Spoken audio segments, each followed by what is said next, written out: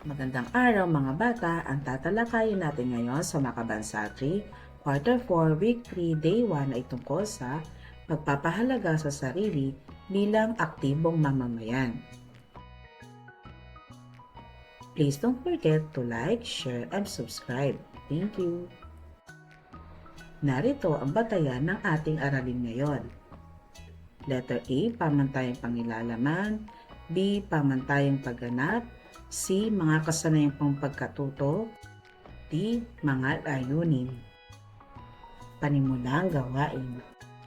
Magandang buhay mga batang makabansa. Handa na ba kayong kilalanin ang ating kultura? Isang makabuluhang araw sa ating lahat. Halina't maglakbay sa kasaysayan ng ating bayan. Narito ang mga katangiang nagpapakita na ikaw ay isang aktibong Pilipino. Paggalang sa watawat, pagsunod sa batas, pagtulong sa kapwa, pagmamahal sa kultura, pakikilahok, gawaing paglalahad ng layunin ng aralin. Ang mga layunin ng ating aralin ay na ipaliliwanag ang kahalagahan ng pagpapahalaga sa sarili bilang isang aktibong Pilipino, ng kapagpapahayag ng mga paraan kung paano mapapahalagahan ang sarili bilang isang aktibong Pilipino. Gawaing pag-unawa sa mga susing salita. Ang personal na mission statement ay isang maikling pahayag na naglalarawan ng iyong layunin sa buhay, ang iyong mga pinapahalagahan, at kung paano mo nais mag-ambag sa mundo. Ito ay parang isang gabay na nagsisilbing kompas sa iyong mga desisyon at aksyon. Pagbasa sa mahalagang pag-unawa o susing idea. Sariling galing, sandata ng bayan, sa lupaing minamahal, bayaning nag-alay, sariling buti, sandatang walang humpay, sa gitna ng dagat, kanyang tinig ay umalingungaw, pag-asa'y dala, sa bayan iniaalay.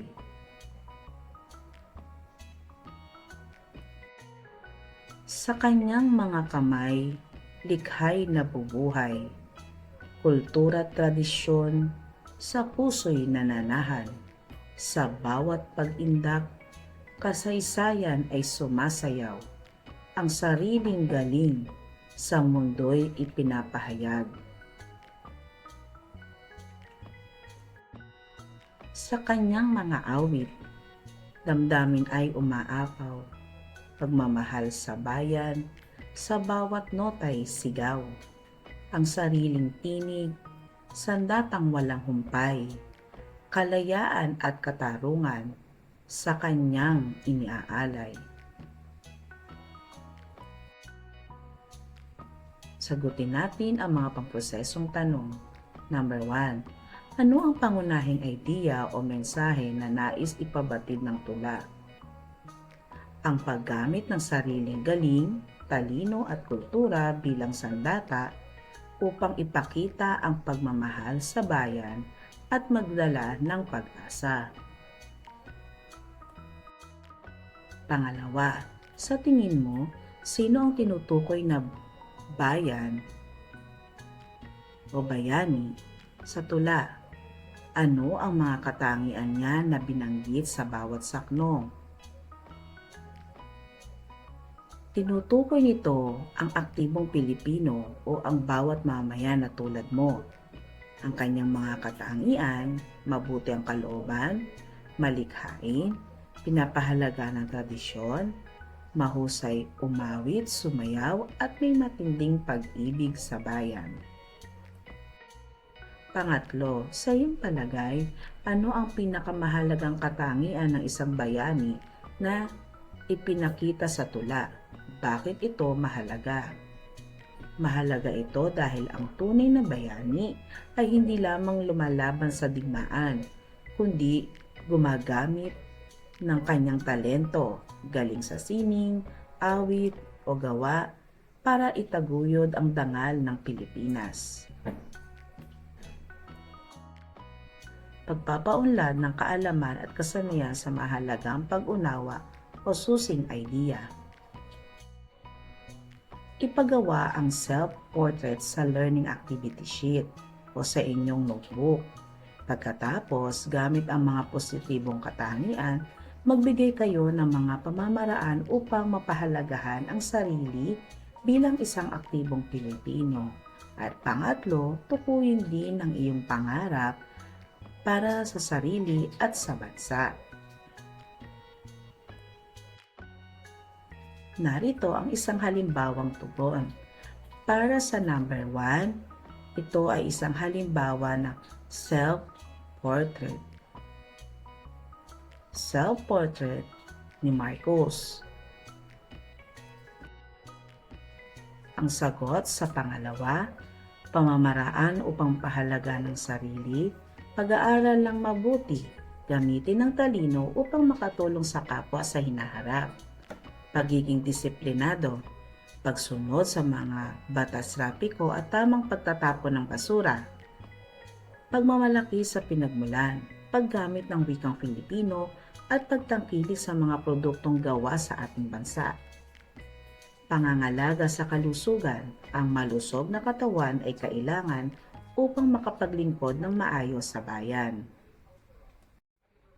Pangatlo, pangarap para sa sarili at sa bansa. Para sa sarili, magkaroon ng sapat na kaalaman at kasanayan upang maging guro, doktor o sundalo.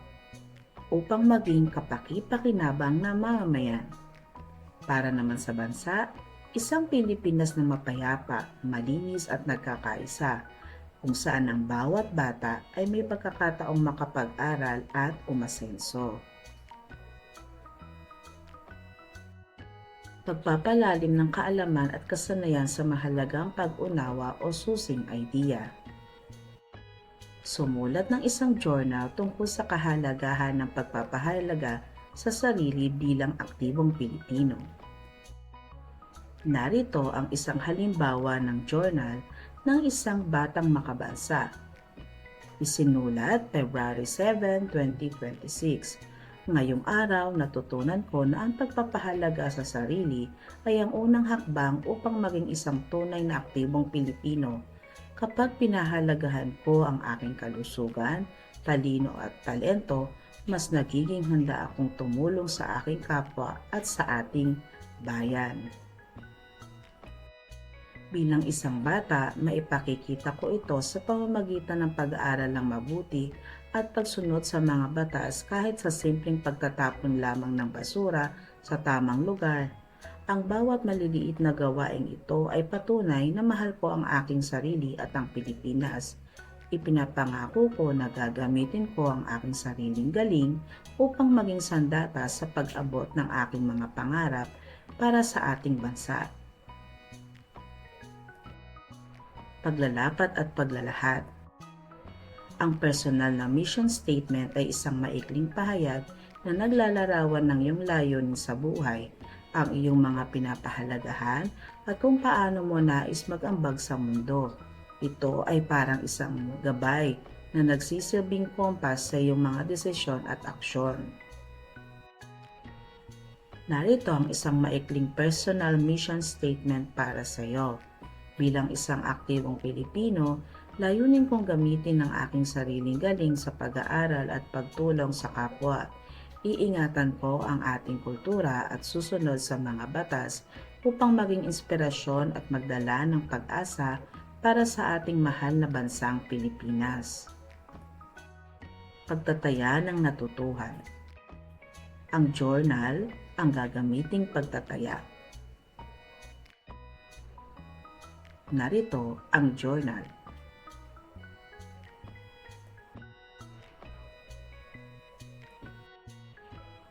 Mahusay mga bata, natapos ninyo ang ating aralin sa makabansa. Hanggang sa muli.